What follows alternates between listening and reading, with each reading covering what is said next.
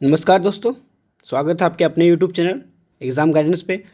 तो यहाँ पर आज मैं एक टॉपिक पे डिस्कस करने वाला हूँ जो कि आप लोग सभी लोग जान रहे होंगे कि ईडब्ल्यूएस का है बारे में हम लोग यहाँ बात करने वाले हैं, क्योंकि आप लोग थंबनेल देखकर ही यहाँ पे आए होंगे वीडियो में, क्योंकि आप लोगों को वो डाउट्स है और वही डाउट्स को जो आप लोगों को है वो मैं क्लियर करने का कोशिश करूँगा।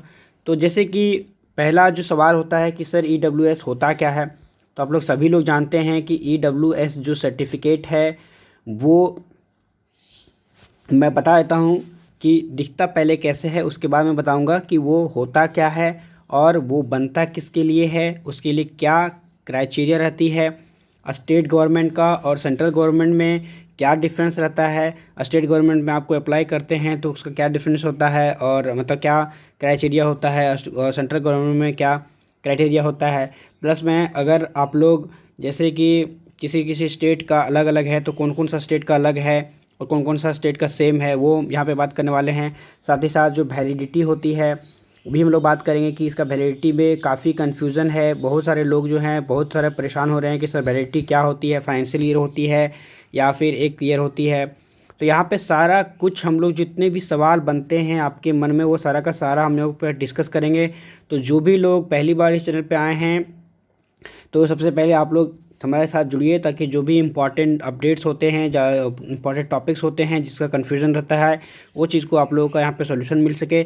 और साथ ही साथ इस वीडियो को शुरू से अंत तक जरूर देखिए ताकि आप लोगों को पता चल सके कि जो भी डाउट्स है वो क्लियर हुआ है या नहीं। ठीक है, तो सबसे पहले शुरू करते हैं कि ईडब्ल्यूएस सर्टिफिकेट जो होता क्या है। तो ईडब्ल्यूएस आप लोग जानते हैं कि ईडब्ल्यूएस का मतलब होता है इकोनॉमिकली वीकर सेक्शन।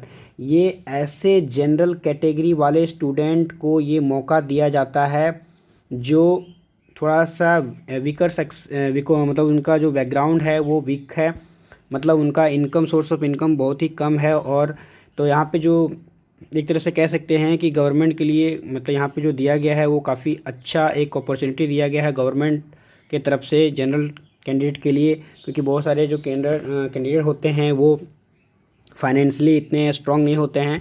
तो सबसे मैं एक सीधा सीधी सब मैं कहना चाहूँगा कि एक्चुअली यहाँ पे 10% एक तरह से रिजर्वेशन दिया गया है हर एक जॉब के अंदर, और इस 10% के अंदर जो भी आते हैं उनको कुछ कुछ फुलफिलमेंट करना पड़ता है तभी वो ईडब्ल्यूएस कैटेगरी में वो बनता है। ठीक है, तो सबसे पहले देखिए ये फॉर्म है इस तरह का आपका, वो जो बनेगा तो इस तरह का फॉर्म रहेगा। यहाँ पे फ़ोटो वगैरह सारा कुछ रहता है, प्लेस जो भी आपका सिग्नेचर वगैरह जो भी आपको जो बनता है उसका आपका यहाँ साइन वगैरह रहता है।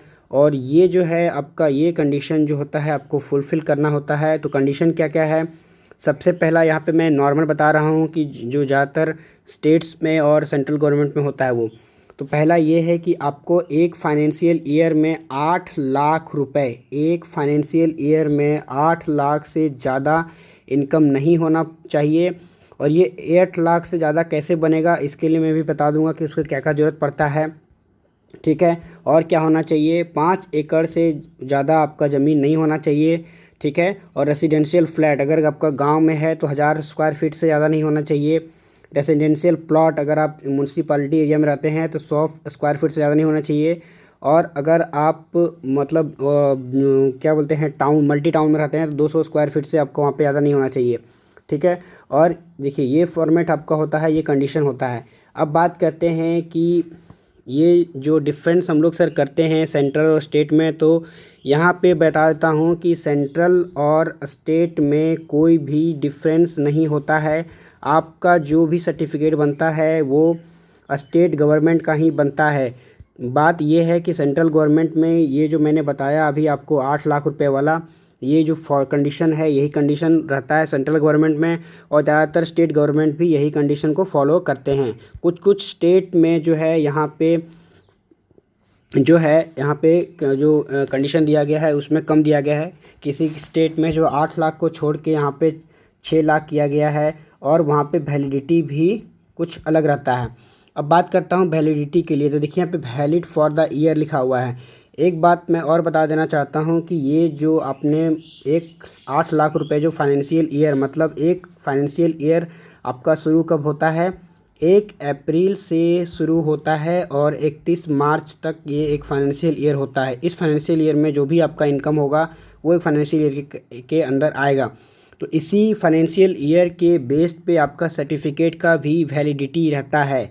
ऐसा नहीं रहता है कि 2022 में अगर हम बनाए हैं तो 2022 1 जनवरी 2022 से लेकर आपका 31 दिसंबर 2022 तक इसका वैलिडिटी रहेगा। ऐसा नहीं होता है। आपका जब भी बनाइएगा वो फाइनेंशियल ईयर तक के लिए ही वैलिड रहेगा।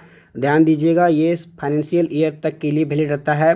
ज़्यादातर स्टेट में मैं बता रहा हूँ कि मैं ये नहीं बोल रहा हूँ कि सभी में, अलग कुछ कुछ स्टेट का अलग होता है। वो आपको खुद ही वहाँ पे जब आप फॉर्म बनाते हैं, अपना जब सर्टिफिकेट बनवाते हैं तो आपको वहाँ पे खुद जाके पूछना पड़ेगा कि सर यहाँ पे वैलिडिटी किस प्रकार है, फाइनेंशियल ईयर है या फिर आपका जो है 1 ईयर का वैलिडिटी है। ठीक है, तो ज़्यादातर जो होता है वो फाइनेंशियल ईयर का ही वैलिडिटी होता है। फाइनेंशियल ईयर का मतलब अगर आप जैसे ऐसे समझिए कि आपने 30 मार्च को बनाया अपना फॉर्म और उसका लास्ट डेट जो फाइनेंशियल ईयर का होता है वो 31 मार्च होता है, तो मात्र ये सिर्फ और सिर्फ 1 दिन के लिए ही वैलिड आपका होगा। ठीक है, अगर आपने यही 1 अप्रैल को बनाया है तो ये पूरा का पूरा 31 मार्च तक ये आपका वैलिड होगा। तो मैं आशा करता हूँ कि आपको शायद ये वैलिडिटी वाला फंडा जो है वो क्लियर हो गया होगा। तो चलिए और मैं बात करता हूँ कि इसमें जो एफिडेविट वगैरह देना पड़ता है, क्या क्या चीज़ें देनी पड़ती है, वो मैं आपको दिखा देता हूँ। यहाँ पे देख लीजिए फॉर्म जो आपका यहाँ पे है, इस तरह का ये फॉर्म दिख रहा है। यहाँ पे सर्टिफिकेट नंबर होगा, यही सबसे ज़्यादा इंपॉर्टेंट होता है।